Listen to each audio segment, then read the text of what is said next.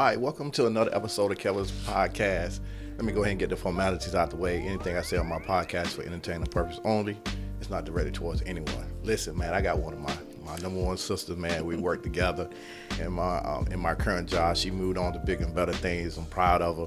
I'm gonna let you go ahead and introduce yourself to the audience. Tell everybody about yourself. Just give them a brief introduction, who you are, and we're gonna roll from there. Thank you for having me here with you. Thank you. But my name is Jessica Thompson. I am from Lumberton, North Carolina. Woo woo. Okay, Lumberton. I'm currently, I'm about to graduate, Kelvis. Yeah, June I know. 10th. June 10th. Yeah, from Federal State, right? No, Wait, AMU. AMU, okay. Yeah, okay, so AMU, my bad. Yeah, so June 10th, I'll be graduating from AMU with Human Resource Management with my bachelor's, and I'm planning on to go and getting my master's too. Okay. Hey, listen, I'm in school myself and holding a 4.0 average myself right now. So I feel you. So I'm gonna get there. I'm at a 3.7. Okay. No, man, I'm just blessed. I got a great mom, very educated. So she is a great support, and I got a great support team around me. So listen, we're gonna get into today's topic. You know what I'm saying? Something hot and bothered. So I had to put context to this, right? So me and you, again, we've been friends for a long time, and so we have had some deep conversation at the job about different things that we was going through at different points of our lives or whatever. And I always thought of you as a sister, and I always approach you from a brother standpoint, as far as advice. So, we're going to talk about some issues. We're going to talk about some hot topics, that I love to talk about. So I'm going to get my little cheat sheet out here. Okay, bring it on. So I'm going to talk about the first one I'm going to talk about. So this has been a hot topic on a couple other podcasts that I watched, right? Okay. So does a man, you seeing someone, does a guy have to ask you to be his girlfriend, or how did that work? Do a guy have to ask me? Right. So if y'all going out on dates and stuff like that or whatever, for a period of time, do he have to have a conversation with you and say, Jessica, hey, are you my girlfriend? Or, back in the days, maybe when we was in school, when I'm older than you, so we write are you my girlfriend? Yes, no, maybe. Write a little note to you or what? I start off with a question like, where you see this going? Really? Yes. Okay. Like, I need to know, because if you seeing it going further, okay, I'm like, what's holding you back from asking me that question? Or, well, what's the time though? You know what I'm saying? You saying you gonna ask him what he see going? What's the time? If we going on dates every day, Okay. if we talking, texting, and saying, "Hey, babe, Yeah. good morning." Yeah. If we doing all of that and spending time, like almost every day or every other day or on the weekends, we like unstoppable. Guess what? Okay. What's the hold up? What's the hold but up? the thing is, I don't want to rush it either, because Okay. I gotta get to know him a little bit more. I gotta get to know him. Well, yeah, you got to get to know. Yeah. Hopefully, you get to know the real person, because you never really know anybody. You know what I'm saying? Everybody got skeletons in their closet. Of course. So you gonna ask the question, what do you see? So what if he says, I'm gonna play devil advocate. He said, Okay. well, I like you a lot, Jessica, but I want to take my time. I don't want to rush into things. I enjoy what we have right now. So if he hit you with that, It's okay. Like, Okay. I get it, because sometimes it does take time, because you're trying Yeah. to make sure your ducks is in a row, Right. and your past is not come to haunt you, once we start stepping into that next phase. So I get that. But at the same time, like, it's no time limit on it. I'm not finna rush you. But at the same time, if we going on almost a year and you ain't saying nothing yet, I'm Okay. sorry. So, let's say, we at a year mark, right? Just say you at a year mark with this young man, and, he ain't really, y'all still doing what you're doing. You're kicking it, Okay. you're going on dates, you spending time in his boo, good morning. You're doing all the texts, you getting the flowers. He doing all the things that the guy does, okay? Okay. And you know what I'm saying? He get at that year mark, and so it's still the same thing. I mean, it's still great. It's still elevating. Y'all matching. Your energy is great. The vibe is great. Everything is great. But so what if he goes past the 12-month limitation that you just stated yourself, that, at a year mark? So now, what is it now? Well, I'm like, sweetheart, Oh, not the sweetheart. Oh, I'm Lord. gonna say sweetheart. That's I not a good don't indication. Guess what? I don't think you're ready, and it's okay that you're not ready, because if I'm ready, you shouldn't stop me. I'm sorry, you can't stop me, because we are dating, we trying to get to know each other, but I'm ready for the next phase. So just because you're not ready, I'm gonna let you get yourself together. I'm gonna look in the camera when I say this. Get yourself together, Okay, and get yourself then hit me up when you're ready. Oh, hit you now, sis. Now we done had some conversations. So, so at a year mark, you tell this dude, okay, hit you up. That's not a good. That's not. I know you. That's not gonna work out too well. Really? Oh no, I don't think so. That's just my opinion. Now I could be wrong.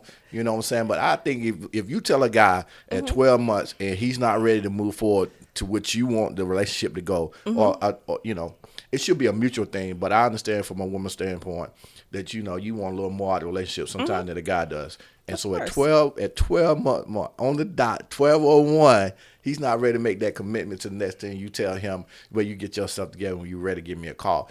Listen, I'm be 50 years old this year. Normally that normally don't work out too well. Oh, so how it normally work out? Well, normally what happens is, from a man's standpoint, and now I'm just gonna be honest. If a woman told me that, if we done spend 12 months together, and I wasn't ready to go to the next stage in the relationship, and you tell me, chances are I'm probably gonna start, looking at my other options. I'm not, because in my opinion, in my experience with women, when someone tell you that, they tell you what hit them, they're not gonna stay like, oh, I'm just gonna sit around for this group. Man, that's not gonna happen in this dating environment. It didn't happen back when my mama and them was coming up. It's definitely not gonna happen in this current environment, dating scene that we're in now. So I think that's a lost cause. Let's just call it what it is. Okay, call it. Okay, I just called it. I'm just telling you. Now I don't know. You agree or you don't agree? Come on now, we gotta be 100 because me and you tight like that. So we're gonna be 100. We tight. You know that. If you don't have your stuff together, I'm sorry. I got to go. You can't hold me back, brother. Okay, I hear you. I'm sorry. Okay. I mean, I gave a guy 9 months and he messed up. Oh man, well okay, I'm sorry. Well, you got to go. We mess up, man, and we don't understand a lot of time. Speaking from experience, we don't know what we have into the well. As my grandma say, you don't miss your well until it runs dry. So a lot of time we don't realize what we have until it's gone, and then we realize like, man, I had a good thing there, and I don't mess it up. And then we want to come back. So. But let me say this. It's all about communication. If you're communicating and you say, these are the things that I need to work out. These are the things that I need to work on before I get into a relationship. Okay, I understand that. But if you still staying, if this is like month 5 and by month 9, you still in that same spot? Same spot. You ain't making no progress. You ain't making no progress for me. Okay. So obviously you don't want me bad enough. Okay. Well, listen, I'm about to play a little devil advocate. Here we go. So let's I hear women say this all the time. Matter of fact, I had to put a question on Facebook, it kind of went like, same question that a guy had to ask you, and a lot of women had a different response, like guys play games and this and that and other. So it's multiple. I can't even remember all of them. But so what about the guy feeling like, when you say get yourself together, maybe he feel like that you don't have reason why he won't commit because he feel like you don't have yourself together, the things that he need from you. Okay. And that could be true because women, we need to get ourselves together. Well, we need to amen. Hold on. Amen. Hold on now. Hold on. Hold your mule now. Hold your mule. The thing is, we do need to get ourselves together before we get in a relationship because we hold on to a lot of baggage. Ooh, and it's a lot of bitter women sis. Come on in that, the church. Still hold on with John Doe. Come on in the divine. Hold your mule now. We can't beat him up too bad. Some John Doe done doggone cheated on me with Sally Sue down the road. Billy Wayne done cheated on me with my sister. We have to let that stuff go. It's called therapy.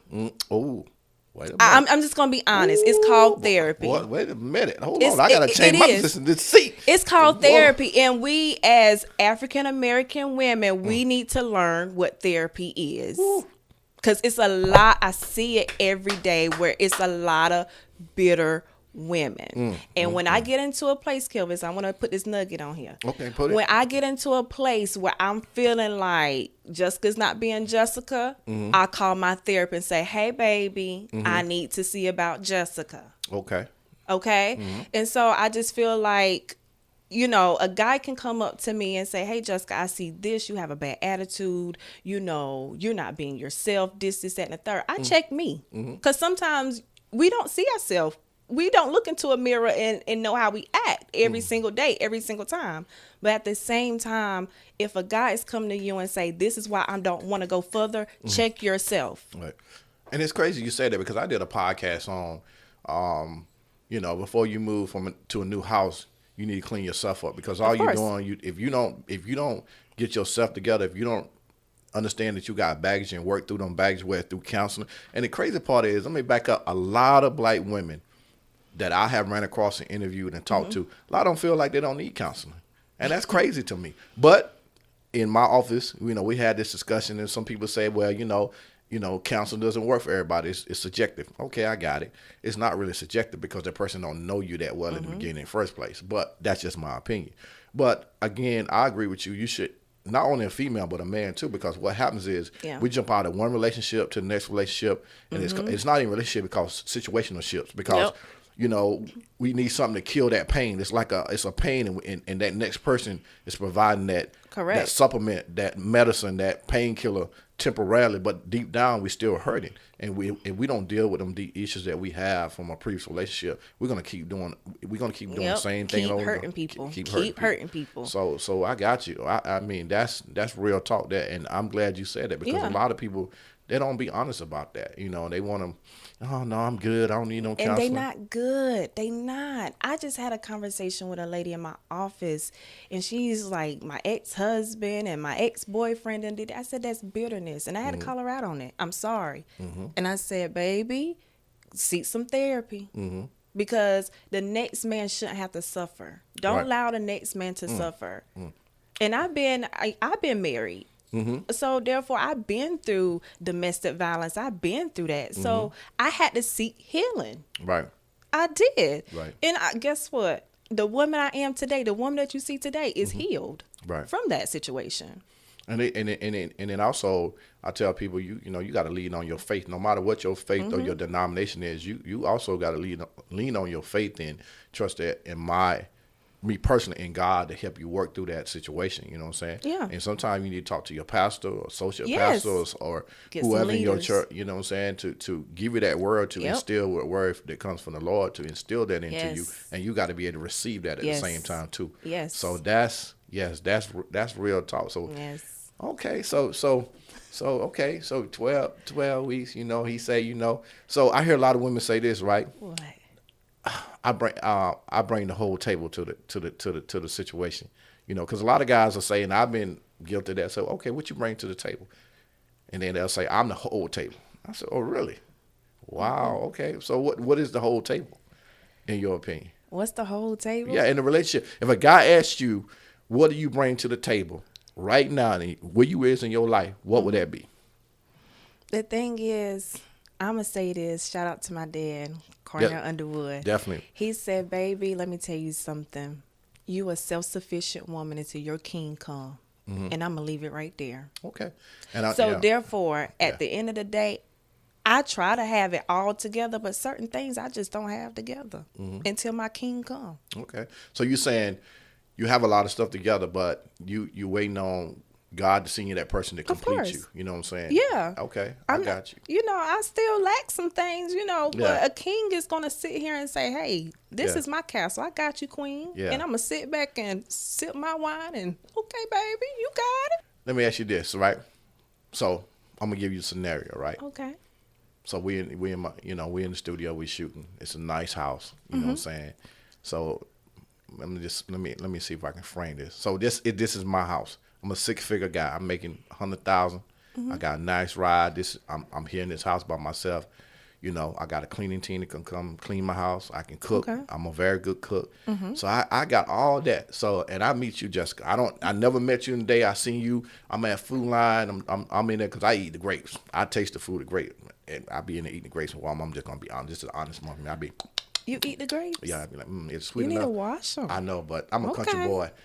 I got 23 years of eating all kind of military food. I think I'm all right. Your but digestive anyway, system is good. It is. It's okay. Okay. Amen. So, and I meet you and we talking. So, we click and whatever. And I said, I invite you over to the crib. I cook for you. You know what I'm saying? We have a little bit of that Stella. You know what I'm saying? I don't like Stella. You don't like Chardonnay. Stella? Oh, wait a minute. Now that's out of my budget. No, it's Just not. cause I'm making $100,000 a year, you want Shawnee? Okay, but anyway, we're gonna get you Shawnee for this scenario. So we get you some Shawnee. You know what I'm saying? I'm cook you a good meal. You know, probably. You know, I know you like chicken, so I'm probably gonna cook you some chicken, potatoes, Okay. asparagus. You like asparagus? I love. Okay, I put the garlic on. Anyway, I'm putting the scenario. I'm just putting it all together. You know what I'm saying? So we watching some movies and stuff, right? You know, like I said, this is 4 bedroom, 3.5 bathroom house. You know, this is all me, and I'm single. You know what I'm saying? Okay. And so I asked you, I asked you, what value can you add to this relationship if me you was in a relationship? What would you say? You got 1 minute. I only got one word. Peace. There you have it. Man, I appreciate Let you. me tell you, Okay, go ahead. Cornell Underwood told me a couple of things. He schooled a girl. Okay. Okay, for I me to know be it. 29 years old, Yeah. he schooled me. He said, Jessica, a man only want is peace. Wise man. Your He father. said he will come home. He'll give you the word if he can get some peace. Amen. So people, women, don't start that nagging.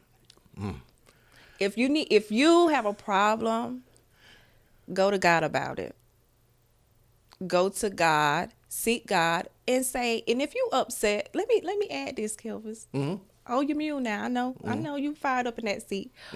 But the thing is, if you're in a relationship or you're married, one thing you can do, go to God about it. Oh, amen. I agree to that. And then go to your significant other husband and say, baby, don't go, yeah. Men ain't hearing that. Only thing they hearing is the nagging. You go to him and say, baby, and rub his head. My daddy schooled me. And shout out to my mama. Bonus mom. I love her, Joni Underwood. Okay. She said, rub his head. And then say, baby, I didn't like when you did that. You upset me when you did They that. on something there now. And then guess what? He be like, how can I make it better, baby? I got you. Well, listen, we're going to come back with a second episode, y'all. Thank you for tuning in to Kelvis Podcast. This is my girl. We done dropped some jewels. We're going to come back with a part 2. Stay tuned. Make sure you subscribe, like, follow me on all my social media platforms. And we'll be back for a second episode. Until then, may God bless you.